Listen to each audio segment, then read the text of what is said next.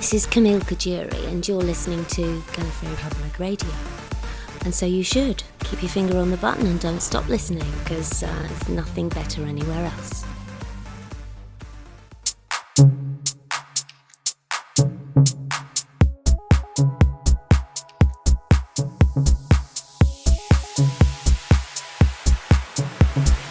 This is Gallifrey Public Radio, dedicated to positive enjoyment of Doctor Who. We travel through classic and new episodes, explore the extended universe, and play a few games from time to time. We do discuss news, content that has been officially released, and the occasional interesting rumor, but we'll warn you before anything considered spoilers comes up. Welcome to episode 514 of Gallifrey Public Radio. I'm Julie. I'm Kier. And I'm Haley. This week, we're back in our respective recording spaces to recap the previous weekend spent at the 34th Gallifrey One in Los Angeles. Everybody feeling okay? Yeah, I was going to say, this year's convention was great. And one of the things I wanted to kind of kick us off with is just, how was the general energy? How did it feel at the Marriott this year? It felt very full again. We had commented on the first night we were there, which is not really the first day of the con, that it seemed empty. And it's just because everybody hadn't gotten there yet. By Saturday, the place was packed. There were panels that were standing room only and people waiting outside to get in. And so I don't remember it feeling that way for the last couple of years. And it felt like it was really back in full swing this year. It did. Although I don't know if the energy level was quite the same as what I had gotten accustomed to since the return to in-person conventions. You know, we dropped 21, and when things resumed in 22, when things resumed in 22, I felt at times like it was a little muted, like there was a bit of a reminder of the fact that the head count was marginally less than what it had been in some of the most recent sold-out years. But as you said, Haley, it sort of ebbed and flowed. Mm-hmm. So I don't know if that was a matter of just keeping the traffic flow under control so that none of the rooms really got out of control packed, with a few tiny exceptions for really high-interest things. But the main room, Hall A, or Room A, never got really out of control like we've had in some recent years. All in all, kind of comfortable, just steady and nice. Everybody just seemed to be genuinely just enjoying themselves throughout. To me, it felt like there was more of a spread of interested topics. And by that, I mean, in previous years, there were one or two really big names that everybody would sort of wait and queue for those, and they would have a maybe Saturday and Sunday appearance. So you'd have those big hit moments, and you really felt in between those, or when they let out, or as it was kind of shifting between, the lines for food and some of the other things would be longer. And I feel like this year we had more of that last hallway, so panel rooms A through E, and even some of the gaming track was a little bit more interesting and even keel because we didn't have those more big draw type of guests. And so the food line was never incredibly long. The hallways, while there were some amount of that crowding, like you're saying, Haley, the lines never had to be wrapping around up and down for a long time. Like, you could possibly get into a line as they were waiting to release panel A and then allow the rest to go through. But I really do feel like it was maybe more well balanced is a good way to put it. And to me, it felt more, I don't know exactly the right word to put on it, but just a little bit more calm. And for me, a little bit more spacious or easy to flow through. I think the crowds got spread out more. Like, a lot of times you end up with a lot of people camped out in A because that's where all the big interviews are going to be. So all the talent that's there is going to come through A. And then the side panels that are more fan run or off topic kind of things aren't as full. And this year I felt like all of the programs on the side were, I mean, not packed. Those ones are never packed, but they were also very well attended. and A was not quite as crazy as it gets. Yeah, some years. agreed. That's true.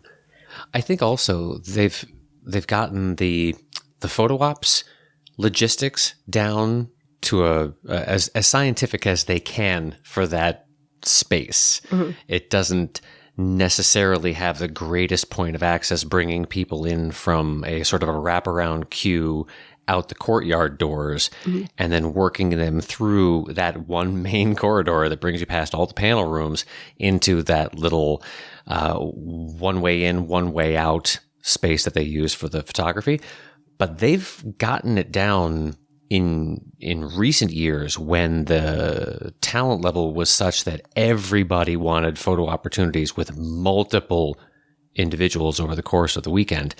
And it had sort of gummed things up. And I think that trial by fire of testing out how they can tape the floors, manage the lines, kudos to the team there for line management on what they were doing on making sure that they could be heard, seen, and understanding the rules of how people were going to make breaks across hallways and door spans and things, so that this year it moved very steadily. And I never felt like I had to dodge crowds of people that were queuing up or that it in any way impeded my way of getting from panels to other areas of interest. So that helped a lot. I also think that there was much more care and attention paid to the time limits on the panels, where you had the hour block scheduled. They would start roughly on time, but then end that 5 minutes before. So you weren't crushing on the let's get everyone out and in at the last minute. There was a little bit of room, and I really, really appreciated that. Less of a crush, more of a out this door, come in the other one, and less confusion from everybody all around. And again, more of that flow and comfort level for I heard people mentioning that as well afterwards, and just saying like that it felt more natural and like everyone was on the same page and not just a crush in any direction. Sure. Well, that being said, where would you each say that majority of your time was spent over the course of the weekend? Panel C.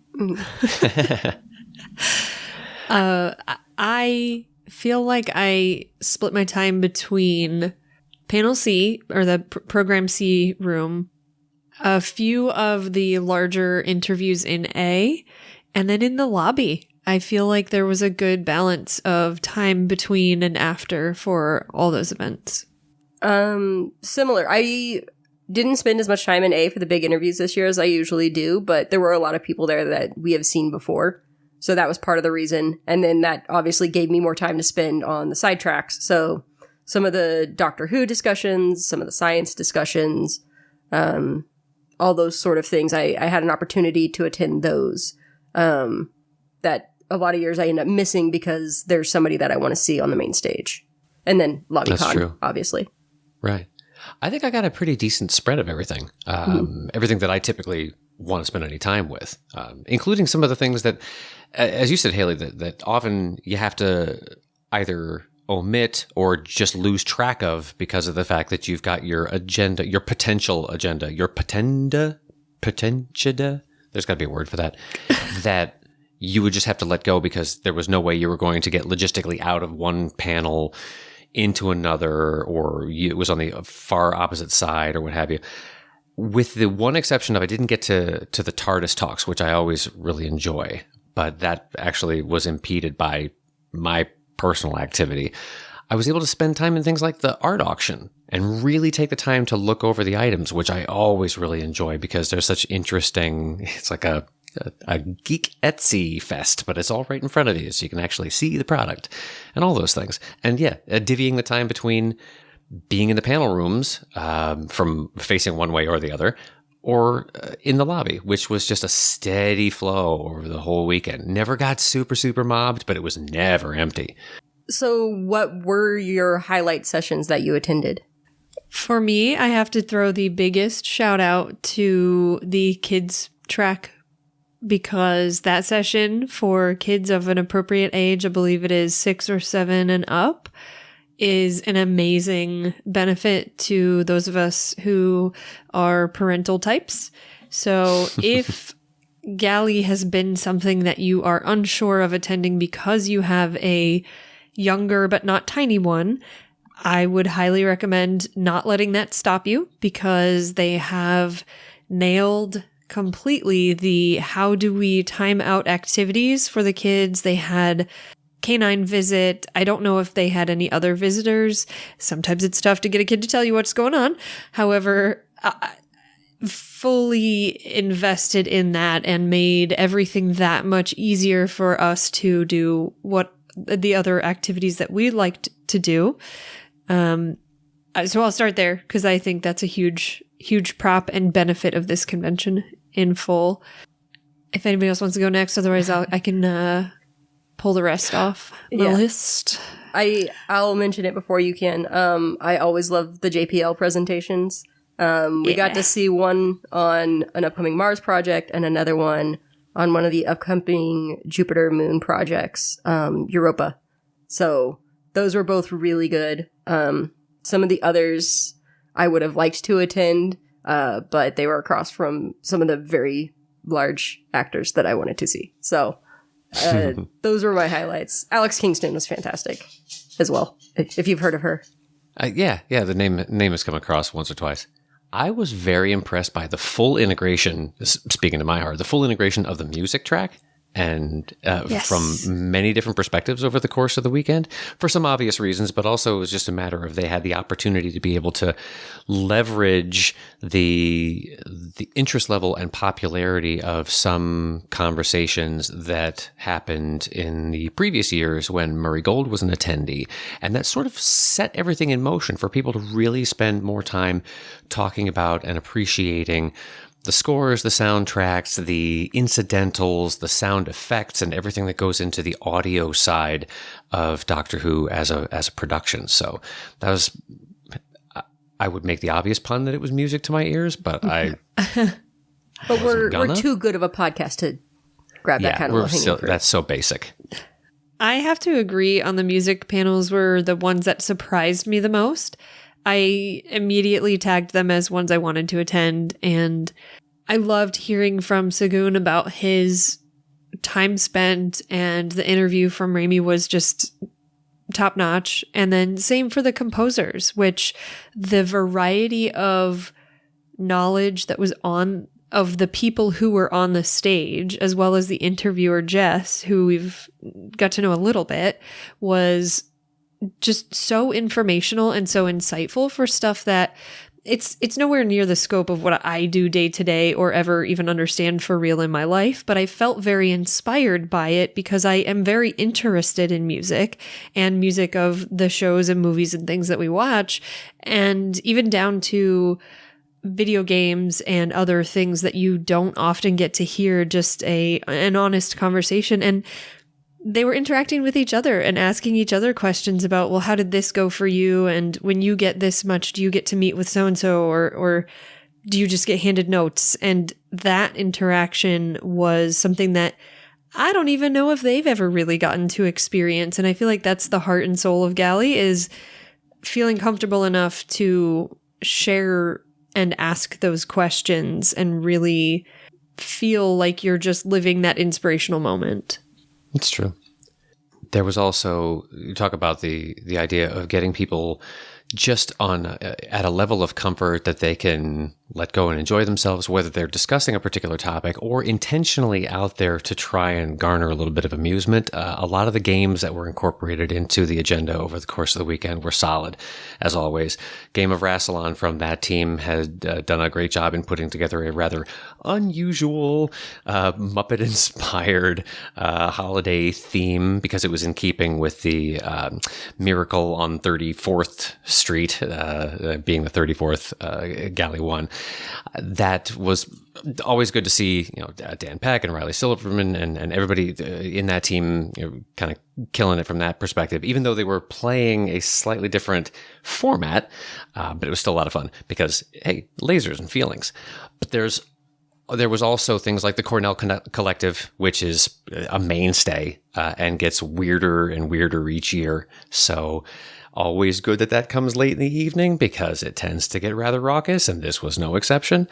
But even down to panels that were more sort of input and insight oriented, like they were doing the 60 for 60, which is something that's been done at a couple of conventions over the course of this anniversary year, or this extended anniversary year, that always ends up to be just as much of an entertainment factor as it does an opinion exchange on those episodes, which are sort of considered creme de la creme for a collection of fans up on the panel. So always a good one. If that ever gets a chance to be edited together into one fell swoop, it's going to be a pretty interesting list. But yeah. Also, I took my first leap into being part of the In Defense Of panel, which I have always been a little bit apprehensive and scared to do. And I don't think I did fantastic because it being my first time, don't think I fully understood what it's like to be up there and how you need to do this in the 1 minute format. But now I'm ready for next time, and I'm going to stay up there more than one. And I did get a second round of applause having to go through, although I think that maybe Deb was being kind. Wow. So from that perspective, though, I think we saw a lot of new faces up on the stage. There were a couple times where they said, oh, this is someone who's never tried this before. And that feels very inclusive. And that's very nice. Yeah, Verity is always on the lookout for the next amazing diamond in the rough that comes emerging from the crowds. Yeah. But yeah, I don't think anybody could take Sanjay down this year. Yeah. And then the last thing I'll say is I really enjoyed the science fiction crossover panels. There were a few, and I feel like even in an anniversary year like this, again, extended anniversary year like this one, where we have had some new episodes and we've got some upcoming stuff, I do feel like we are, in general, all of us are additional fans of other franchises and other things. And so it's great to be there for a Doctor Who convention and that to be the focus, but I like seeing some branching out and some of the alternate conversations because it just, again, that inspirational moment of learning about what am I missing out on otherwise, even though if I love this show, then what else do I also have a potential to enjoy and like. And I know those conversations happen, but when it's on a panel and it's a little bit more moderated and the conversation is directed, that is very helpful for taking notes or feeling like, I mean, for me, I don't watch a lot of TV elsewise, but now I've got a little list of, okay, when I can get to it, I'm going to check these ones out because I found that this person who was speaking on the panel matches my interests and what they were looking for in their shows. And now that matches me. I'm going to do that. So it's just feeling that like in kind with others who are there. Yeah, I think it was, they were talking about streaming content or binging content. I ducked in for a couple minutes and saw that you were in a panel. There were a lot of folks that were either tapping things into their phones or jotting down lists on paper. Was it that one that you were catching new titles? Yeah. Yeah. Yeah. So it's not necessarily. Yeah. Sometimes it's a matter of somebody that you know personally that you trust their taste or find some sort of a simpatico with that. But by the same token, it's also from somebody you've never really met before, the way they are describing what are the major draws of a particular series that you either missed entirely or didn't know was available on a platform that you have access to, and the way that they're summing it up ticks all the boxes. So even consider it like a cold read, cold suggestion, but it sounds, it's one of those things, hey, maybe I'll queue up a bunch for the flight home or something like that. Definitely. If your flight's long enough pivoting for that. a little. Truth. Pivoting a little bit, similar kind of vein, but each of us were on a panel. How do you feel your experience was for being a panelist at this convention? I think a lot of care and attention goes into the aspect of the programming. Again, kudos to Sean, who seems to be sort of a one-man band on a lot of this stuff. as a labor of love, but in making sure that those individuals who step in or raise their hand as moderator for a particular topic have something that gives them that extra bit of credibility and strength to maintain effectively an hour, call it 55 minutes, of discussion with people that you may have never met before, but you've got a common topic and you want to keep it really conversational so that it's not just a matter of, okay, now you speak your thoughts and now I will speak my thoughts and then I will pose another question. We've all been to those kind of panels before with a lot of dead air in between. But I know for the two that I was on, you were just, Julie, referring to the crossover conversations and things of that sort. It's not necessarily crossover per se, but just discussion of other properties. I was on sort of a anniversary-esque X-Files panel and got a chance to talk about what was officially really my first fandom from back in my early college years. And everybody up on that panel that ranged ages, I had folks up there that were 10 or 15 years my senior, 15 to 20 years my younger, and we all clicked in the same groove because of the nature of that one particular program and what it meant to us. Questions were great. The emotions were great. Everybody was humorous about it, a little nostalgic. That was fun. And then to the music track that we were discussing earlier, I was on a panel about the contributions of Segun Akinola, which was kind of weird, talking about him as if he weren't there. But it gave us a chance. I was the only person on that table at that dais that was not a professional musician or composer, and so I felt woefully unprepared. But it became a phenomenal opportunity for people that were looking at his work and its contribution to the program from numerous different perspectives, from the idea of the engineering of the sound to what it meant in a cinematic scope, to my impressions just as the viewer on the street. I had a blast and got a chance to meet some folks that I definitely want to stay in contact with to continue those thoughts and share some others that sort of bubbled under the surface. Yeah, I really enjoyed I only had the one panel, but I really enjoyed doing it. There were a few logistical things that I wish they'd change that I don't think they will, like how the table is set up so that you can't really see the people that you're on the panel with if you're at the end. But yeah, I mean, you talked about an age range on yours. One of the people on my panel was 12 years old, I think. So just getting to have a lot of different opinions, people are coming from a different place on these discussions, and it's a really great experience, and I'm looking forward to doing more next year. The panels I was on were enlightening and very fun. Both had industry professionals, or kind of to Kier's point of, am I qualified for this? I do feel like I had good thoughts and was able to interact and answer the questions, and I did my homework, and I feel like that. No, I do love the run-up time of being able to prep and make sure that you're prepared to be on the panel, and I do feel like everyone on the panels had done that, and I think that makes for I know for us, a very satisfying experience being up on the stage and feeling like we all have something important to say. And I'm sure, having sat in the audience very often, also that it makes a difference for everyone who's attending the panels and listening in on the conversation that's happening. I think that being able to share and comment in that way really brings it back around to that. Again, I'm saying this a lot, but I really believe it is the inclusivity. And up on the stage, it says, make sure we take audience questions. And if there's any comments or in those panels, it doesn't necessarily have to be a very directed question. And so sometimes we were getting a hand raised to just make a comment, which would spin off the conversation that we were talking in a very good direction as well, and just kind of keep that fuel for, I think both of the panels I was on could have run for another solid hour. And sure. I would look at my watch and just go, we are almost out of time. And you see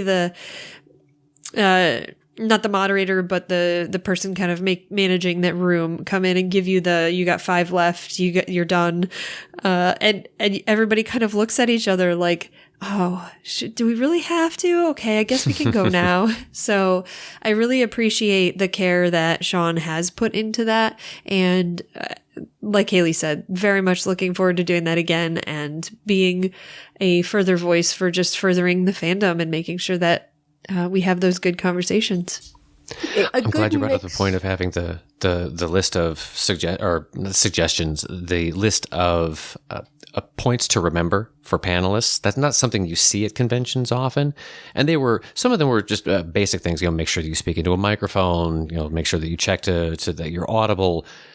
Think through your thoughts before stepping on anyone else's conversations, and address the audience as much as possible. Make them part of this conversation. This isn't a dissertation, so it's good to have those things there. That shows the thought and the evolution that has gone into making this a more and more effective convention each year.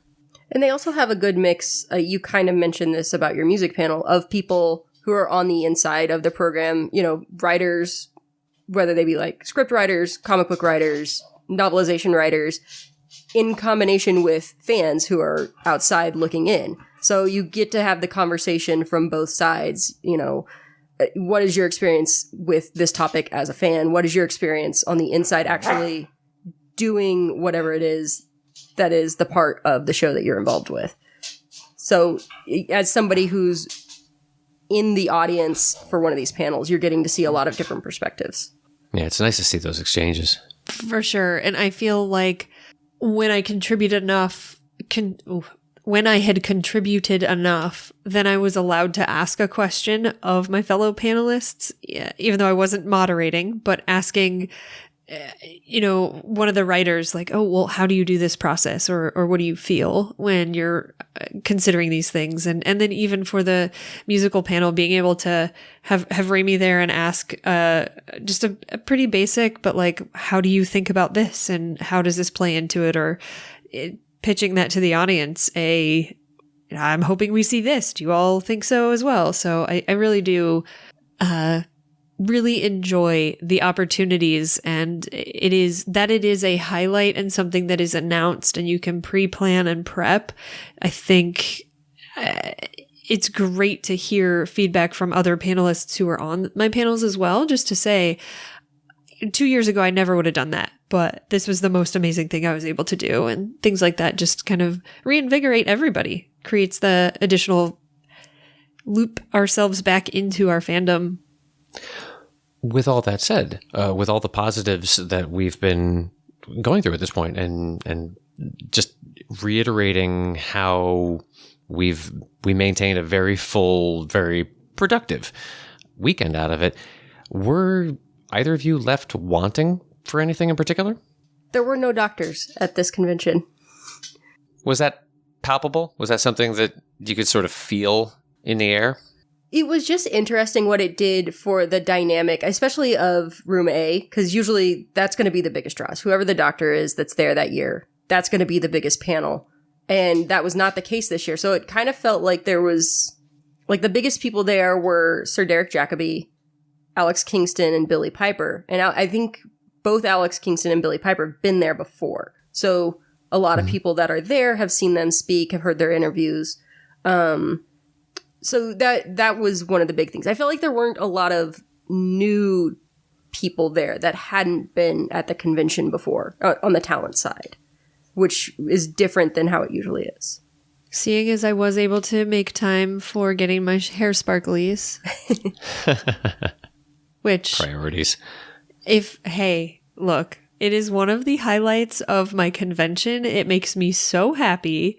And if you ever get a chance to go, if you haven't been able to, find me. I will introduce you, and you too can have hair sparklies, and they are amazing.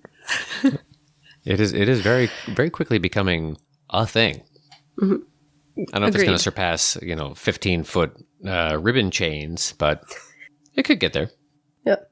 I think you talked about, was it palpable that there wasn't a doctor there? I think the thing that was palpable was that it had been a long time since we got a lot of new content.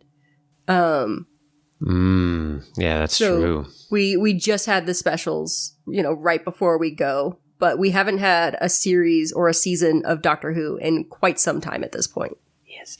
And to carry on that thread, I think I'm left wanting for a lot of the conversations would bookend with, well, I guess we'll see what's going to happen. There was a lot of questions or posited ideas about what we're going to get in the upcoming series. And I think for me, it would have been nice if we were able to already have that to talk about. Since we don't, I think we definitely as a group made the best of it. But there is definitely that sense of, for lack of a better way to put it, like it's the calm before the storm, but it's not really a storm coming. It's more excitement of it. It's like the hour before the sports game starts if you do sports ball, or it's the buildup of that, like the static electricity. You could feel that in conversations on our panels, what we're talking about. So it's not that we were filling the air with unnecessary conversations, because we were talking about what we have received in the last few specials. A lot more, I feel, coming from Big Finish, and those conversations were very exciting for that team as well. But yeah, I feel like the summer and the next year's convention, we're going to have more to talk about and even more excitement, because now we've got something, and not that they're little, but for what feels like small bits that we were handed, little morsels. We want the whole thing. Right. And a lot of those things were posing questions, which leaves us, in that tailspin of hypothesis, which is a great place to be. It's very exciting. It's very talkative. It's very high energy in the wondering who, what, where, when, why. But by the time and how, and how, but then when we do this all again in a year's time, now it's reactionary, and it's a matter of, describing the impact, the emotions that resulted, our pleasures or displeasures with how certain aspects turned out. And that's a whole different conversation, equally high interest and high engagement. So, yeah, but it will make next year feel that much more and that much bigger. Mm-hmm. Mm-hmm. So speaking of next year, do you have any hopes or expectations for next year's convention, 35mm? Off the cuff, knowing what you had just said, Haley, about that relatively present tone that, well, there's no doctor here. This is the Dr. Light episode.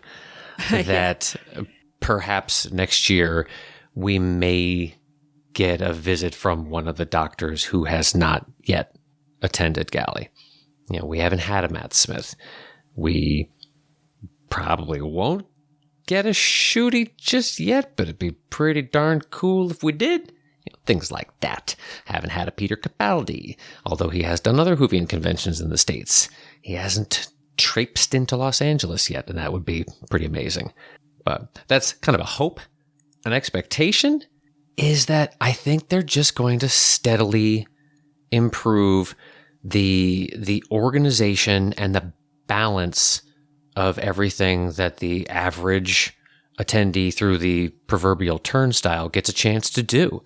In the hopes that, if you've never done a coffee clash before, maybe that's going to be your year to try it out. If you've never attended the TARDIS talks, that's your chance to sit in for, one of the little 15 to 20 minute segments and get a feel for how things within the fandom feel from a sort of an academia side. If you haven't done a photo op before because it seemed like it was just, I was going to eat too much of my day. Now you're seeing that logistically that's getting more polished so that you can get through that line in an orderly fashion, get your photograph that you're going to love for the rest of your life, and get back to your panels. So yeah, just more of everything. One thing we got this year that we haven't had before was, it was at the time billed as exclusive. I think it has since hit the internet, but an exclusive little promo intro of Shurigatwa from Disney Plus. He recorded a video, it was a couple minutes long, of like, hey, Galley, I'm so excited that you're at the convention. I couldn't be there this time. So something in that vein, I would expect to see again next year. some exclusive videos recorded on set that are released at Galley in between some panels or something like that. There was the exclusive poster as well, so maybe some other promo materials like that. It seems like Disney is making an effort to put things in for Galley in a way that I don't think have seen before from other entities involved with the program. One thing to point out with that is with Disney, you do have an actual dedicated marketing department who is handling all of this. There was some buzz and chatter about that, just kind of not like official, but that previous showrunners and years have not really had just a dedicated, here is marketing for you. And we are seeing the effect of that. And I agree that I would expect that in next year's planning, there would be a little bit more collaboration, or maybe not more, but at least as much. And having that, they were saying that the promotional posters were, they were floating it to see how they came across and if people liked them. And other than the alignment issue on the one side, I feel like it was great. Nice material. I know that there have been some spoofs of that going around, quote, fixed. I think, and I believe this even got mentioned on a panel, was that if you can make fun, then you've made it, because it means that you've earned that right, and that has happened. So, and hope is because I don't want to just say all the same things, which I do echo, but I would like to get back to those mid-70 Fahrenheit temperatures. That'd be great. Oh, yes. I think the weather is fine. It was funny to hear people say, oh, it's so cold. It was not that cold. However, I really, really do like wearing shorts, and haven't been able to do that for a couple of years now. So I'm just going to put that order in now to Mother Nature or whatever, but that sort of related, but sort of not to the actual convention. And I, like Haley, really enjoy the science tracks. And so I want to put the hope out there as well that those continue to be at convenient times and not always stacked up against the big names, which happened a few years ago. So I do really like that they're trying to time out some of these things so that we can make the best of all the different interests. And maybe I'll make it to a gaming track and play one of the two games I was really hoping to, but just could not fit it in. You have to work on that by generation. That's the best way to get yourself in two places at once. Isn't there one of you that's not getting the experience still? Yeah. But you need the bi-generation and then the merge so that you get both and all. I feel like there was a sci-fi show that did that where they could mind meld or something. We'll stand next to each other and say contact, contact, contact, and it'll be great. Yeah, it always works out real well in the show. Yeah.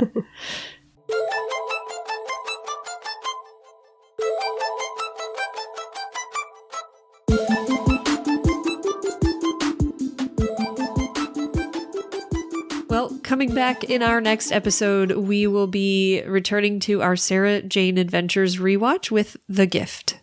Yeah. Not Slitheen, but close. You like it. This has been episode 514 of Gallifrey Public Radio. Until next time, this is Kier saying, $20 for a cocktail at the Hangar Bar? In this economy? This is Julie saying, the laws of Mavity work everywhere except in the heart and soul. And this is Haley saying, I have escaped con crud yet again.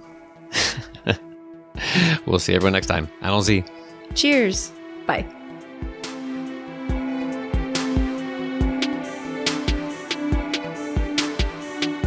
Thanks for joining us for another episode of Gallifrey Public Radio. Want to keep the conversation going?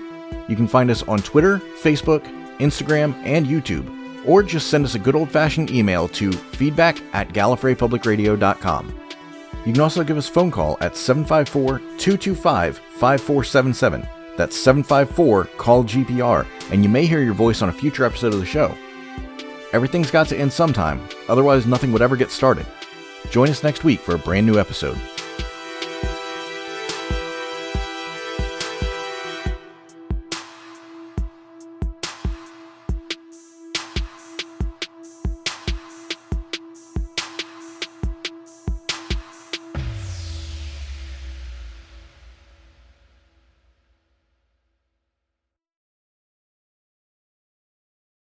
Hi, this is Jacob.